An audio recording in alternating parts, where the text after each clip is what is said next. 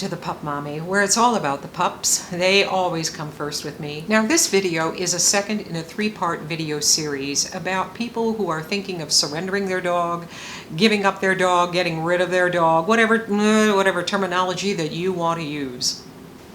Now this is not meant to be a judgmental video. This is only basically me trying to help you decide whether or not you really should surrender your dog, give up your dog. Now this is a very difficult subject, especially for me too, personally, because I've had to give up 2 dogs.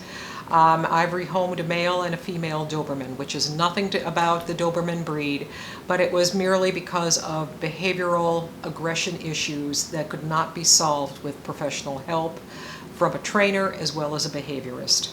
But I digress. Back to you. You're seriously thinking about surrendering your dog because you and or your family just don't have time for it.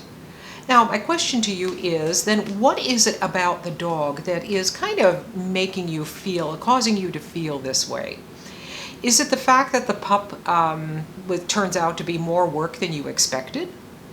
Now, that the puppy has grown from, let's say, that cute little small puppy ball of fluff, and now it turns out to be 25 pounds, or else you were expecting a 25-pound dog and it turns out to be a 50-pound dog. Now, or, look, did you have a picture in your mind of how wonderful it was going to be because you were so binge-watching all those bazillion YouTube videos out there that somehow only managed to show you the fun and the happy side of owning a dog, but it doesn't necessarily show you the side of vacuuming every day, or cleaning up the backyard, or laundering the chair covers and laundering the bedding and then cleaning up the mess when the dog is sick. So going back to, you don't have time for the dog. Well, if you like to travel, or if you have to travel, if you're going out now more than you used to, and you're going places where you can't take the dog, or whether you don't want to take the dog, let's say your children are back to school and the after-school activities, another person, your significant other, your husband, your wife come home from work, they're tired, the last thing they want to do is walk the dog. So basically there's one person left to care for the pup, and yes, you probably may be that person, and yes, you have a problem, and yes, the dog has a problem, because dogs are a lot of work. Now, giving up your dog, I would think, would be your last option. And remember that, too, the age of your dog is likely going to dictate what happens to it. Because if you go to a shelter and surrender your dog, puppies and young adults are the most adoptable dogs out there. But that doesn't mean that they're going to be adopted. Sometimes when you drop off your dog, if that dog becomes depressed and it can't cope with being in a shelter, it becomes shy, it becomes fearful, and doesn't respond to the shelter staff, and then as a result gets repeatedly passed over for adoption, you know what's going to happen. That dog is going to be on the euthanasia list. And when a dog is older, say the dog is 7 years, 8 years older, these dogs, adopters, are few and far between, because dogs that are 7, 8 years and older are considered to be senior dogs. So if you take your dog to a shelter that is not designated as a no-kill shelter, then again, you're looking at, it's a fact that your dog is probably going to end up on the euthanasia list. Now, if this is something that you hadn't thought of, and now it's kind of sinking in, and if this is going to bother you, and if you're still hesitant, then ask yourself if there's something that you, your family, can commit to doing and doing differently. Can you, make a schedule and stick to it as to who has responsibility for the dog for doing what and at what time? Do you even have the funds, let's say, available for a dog walker or doggy daycare, even if it's once a week or even twice a week? Now, if your dog has behavioral and training issues, Can you commit to going with your pup to a professional trainer? And by that, I don't mean necessarily the ones at Petco and PetSmart. Or find a trainer who can come to your home. And there are trainers who will, and sometimes prefer to come to your home to see the situation of you and your dog that you're in, and then work with you on a one-to-one basis to solve your issues.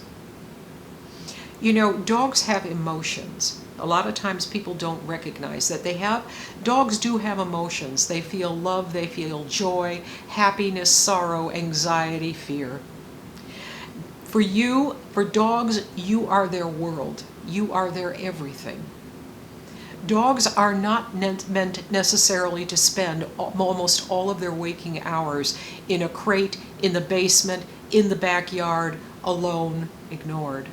So if this type of situation applies to you, where you're finding yourself resenting your dog more than actually loving it, and you don't see anything changing anytime soon, or let's say if you find it impossible to change your routine, it's something you can't do, then yes, then I hate to say this, you should seriously look into rehoming your pup and calling the rescue or the breeder where you got the dog from.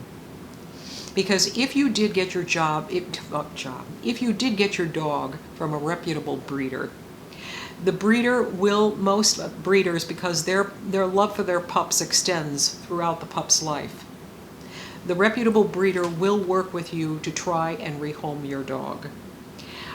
Will it be instantaneously? It may or it may not, depending on the breeder's network. A breeder, too, will not rehome a dog unless they believe that it's going to a loving family, and not just somebody who wants a dog.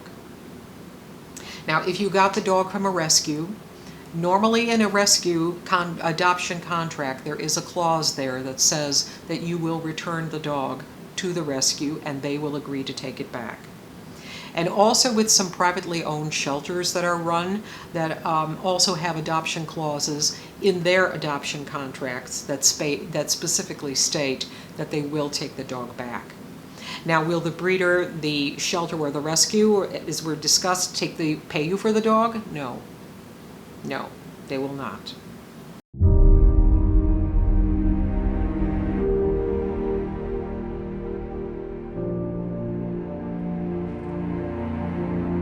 I know that there are times when, I have 4 dogs. There are times when, open the door and, of course, I don't mean it. But there are times, dogs are like children. Sometimes they can really press your buttons. But by all means, please don't open the door or the gate in a moment of angst or anger and tell the dog go. And please also don't dump it in the middle of nowhere. Again, take it to a shelter, and preferably you can find a no-kill shelter in your area. And also, too, when you surrender your dog, I will say from firsthand experience, it is something that you remember for the rest of your life. You're going to have to live with your decision. And once you sign the paperwork, there's no going back. So please think about everything that we talked about in this video, or that I talked about and you listened, I hope.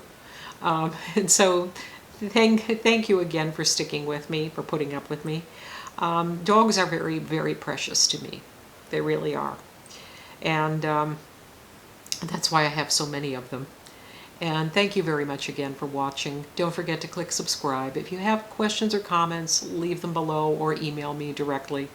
You can find my contact information in the description section. So once again, thank you very much for watching. Bye for now.